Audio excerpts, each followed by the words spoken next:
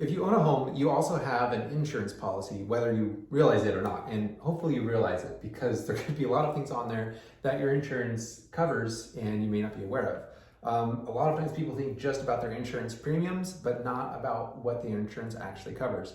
And we see commercials like this all the time about, well, I won't get into your competition, but I won't be bothered. But you see things all the time about what does your insurance cover, and it's not always just about something funny on a commercial. There's actually real things that insurance covers or doesn't cover based on your policy. So it's an important thing to know. And so I brought in my friend and my own insurance agent, Jack Toohey with Country Financial. Yes. And so he's going to be talking about some of these things. Yes. One of the most important exclusions in an insurance policy to understand is the damage is not covered if Daniel Roberts drives a car into it. Mm-hmm. Wait, it's not. It's funny, homeowners insurance, typically people look at it and just look at the premium, but what does your policy actually cover? And are those coverages enough? And so that's something that we're going to dive into today. Yeah, so we're going to be talking about 5 things that you probably didn't know about your homeowner's insurance policy, which is really a mouthful when you say it a lot. Yes. Anyway, so that's coming right up. Homeowners insurance is one of those policies that you don't ever want to use. Kind of any insurance, right? Exactly. Yeah. And if you never use your insurance, sometimes it's frustrating. You're like, why did I even have this? But homeowners insurance claims can be extremely costly, and I think you're going to be happy that you had the coverage.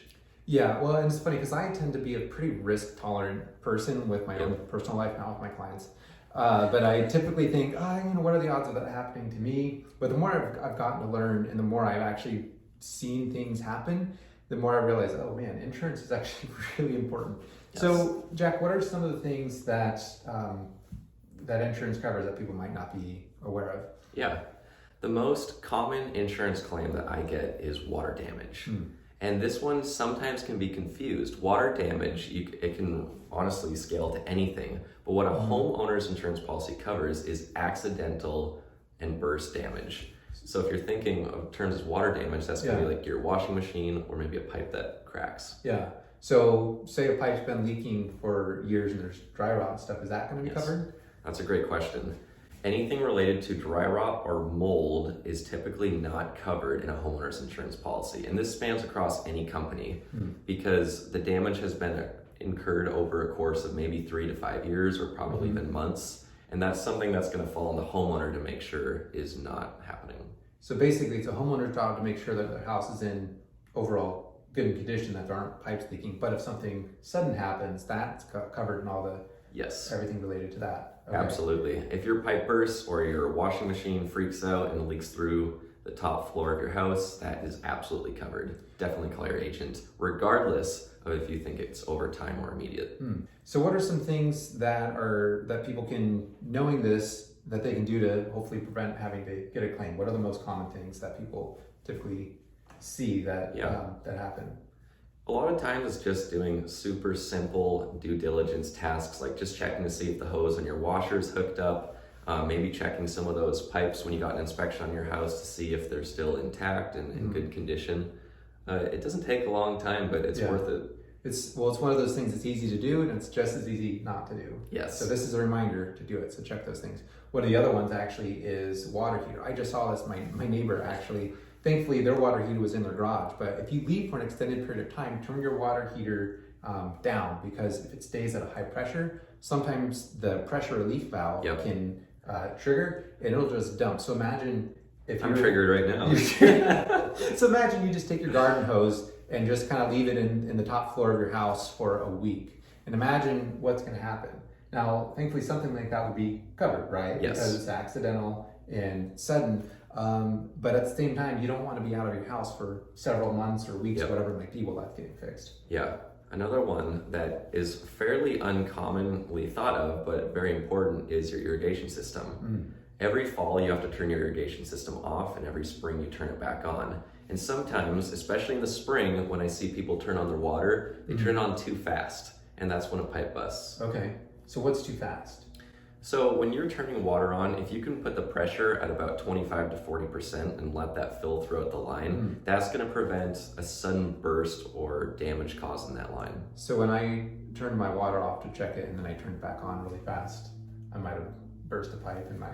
No, not so much. If there's already water in the line, it's unlikely that it will burst. It's more when the whole pipeline is just filled with air. Okay. And so if you blow out your lines and refill it, that's where it's really crucial. Okay. Does that apply to, say you're having work done by a plumber and you have your main line shut off? Yes. Is it the same thing apply there? Yep, absolutely. Okay.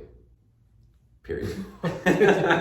Okay, so those are the main things for the water damage, whether something is sudden or accidental. What's another thing that people typically don't think about when it comes to their home insurance? Almost every single time I see another homeowner's insurance policy, I see the medical pay limits at about $1,000 to $5,000. Does that sound low to you? That could cover maybe a splinter. That's right. Exactly. ER visit. Yep. I think $1,000 to $5,000 will let you walk through the doors of a hospital. So, I always tell people, review that with your agent, see what that limit is. Policies can go up to $25,000 and it's very, very cheap to increase that limit. So what is that? So what is that talking about? Medical pay limit. What is that in reference to? What's it going to cover? Medical pay is going to be anything related to someone getting hurt on the premise of your property, especially if it's a guest or, say, a mailman dropping off mail. Okay. Family is typically not covered in medical pay. So if someone gets hurt, they, if they sue you, or just saying, hey, if you're hurt, you can actually, just make sure that they're covered, maybe without a lawsuit. Yeah. Okay. And it can be a common courtesy too. If you have a friend that comes over and they break their ankle, most people will just go to their health insurance because that's what's most commonly thought of. What if they break their ankle then come to your house? That's right. Unfortunately, that one won't be. No, I just swear break it a little bit more once you get to the house, then that'll work. Yeah, I think that's called fraud. Yeah. Okay, so then is it just anywhere on your property that is covered? Your home policy can actually extend beyond just the premise of your property. Interesting. And so make sure that you talk to your agent to see what your policy specifically includes, because it can actually cover instances and occurrences overseas. Interesting. So you trip someone in the airport on your way to Toohey and then I'll call you with my insurance. Yep. Believe it or not, that can be covered in some insurance policies if you have it structured the right way. Okay. So is that like, when you say if it's structured the right way, what does that mean? There are certain endorsements you can add onto homeowners insurance policies, and by certain endorsements, I mean they're almost endless. One of them is called personal injury protection. Okay. And that one is very important because it covers libel, defamation, slander, and people getting injured even off the premise of your house. Okay. Interesting. So what's the weirdest endorsement you've seen? The weirdest endorsement? Believe it or not, you can get insurance for a meteor attack. A meteor attack? Yeah.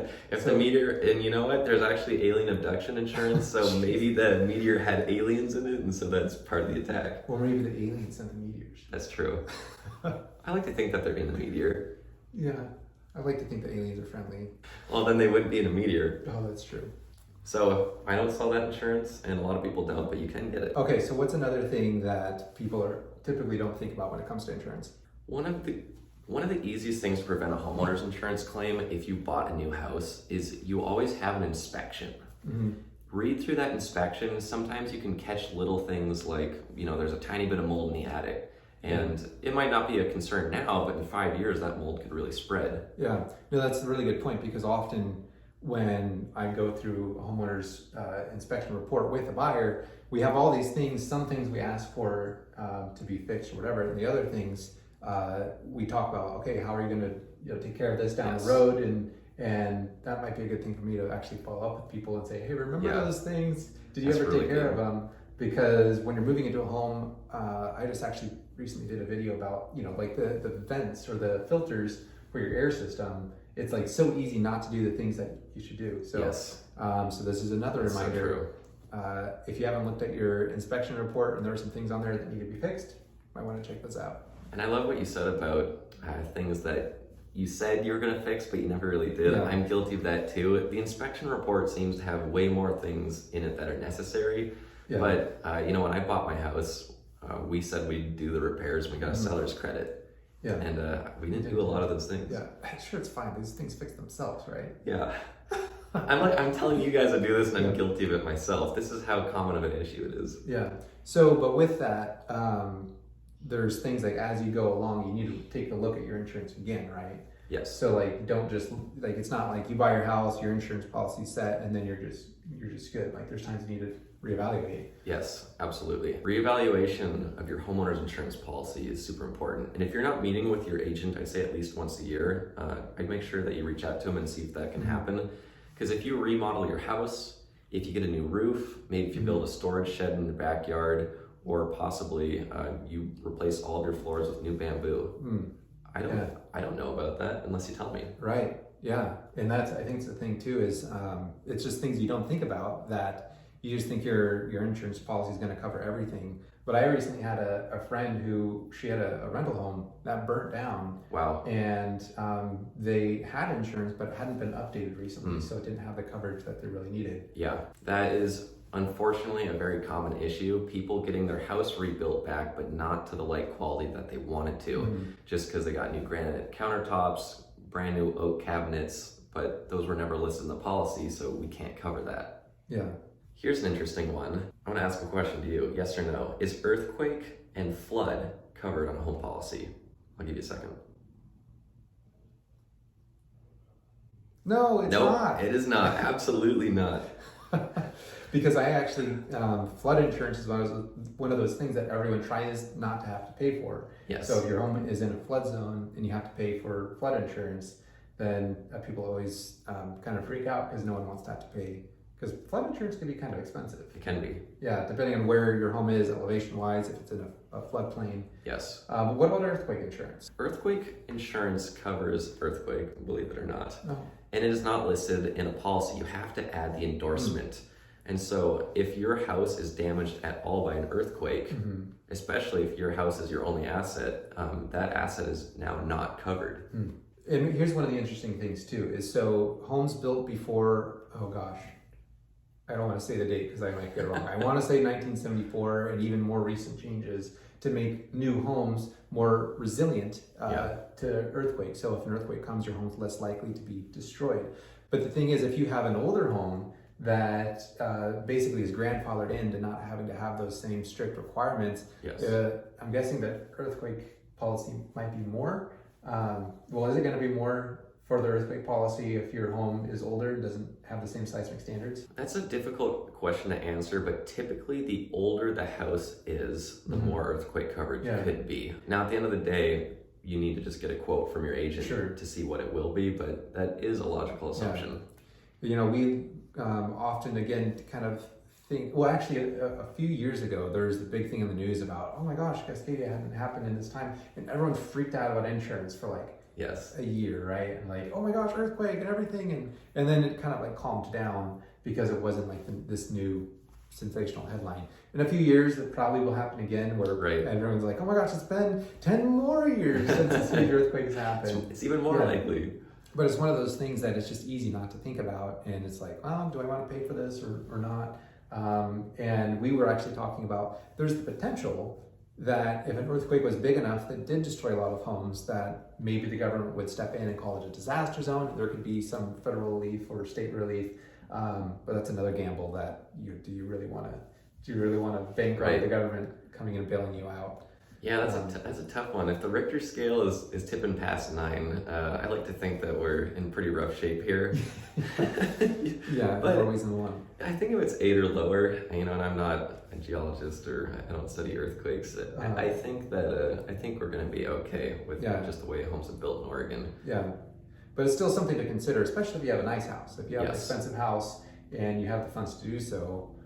Right. I mean, it probably makes sense to just have that covered. Yeah. And like I said earlier, if most of your net worth is built in your house, I think earthquake coverage is a great option, because at that point you are protecting your largest asset. Yeah. And if that's compromised, that's going to be a difficult road to retirement. Yeah. So I hope this video has been helpful and informative for you. And if you want to learn more about your insurance or make sure that you have these coverages, or have an agent who is going to follow up with you and ask these questions proactively, then you can give Jack a call. And I've actually included his phone number there at the bottom of the screen. And then if you're buying or selling a house and have questions and want connections, you can give me a call. And I've put my number there. And so if you also like these videos and want to learn more about whether it's insurance, whether it's about other industries, subscribe to this channel. I put a little button right there. Am I pointing out? I think so. we'll make sure it's right there. Yeah, I hear this area. Yeah, or maybe it's going to be on this side. I always point the wrong side. But Maybe at the end of the video, we just do a little sign. yeah, so subscribe to the video, like it, leave a comment about what was interesting or maybe something else maybe that you didn't know when you got your insurance policy.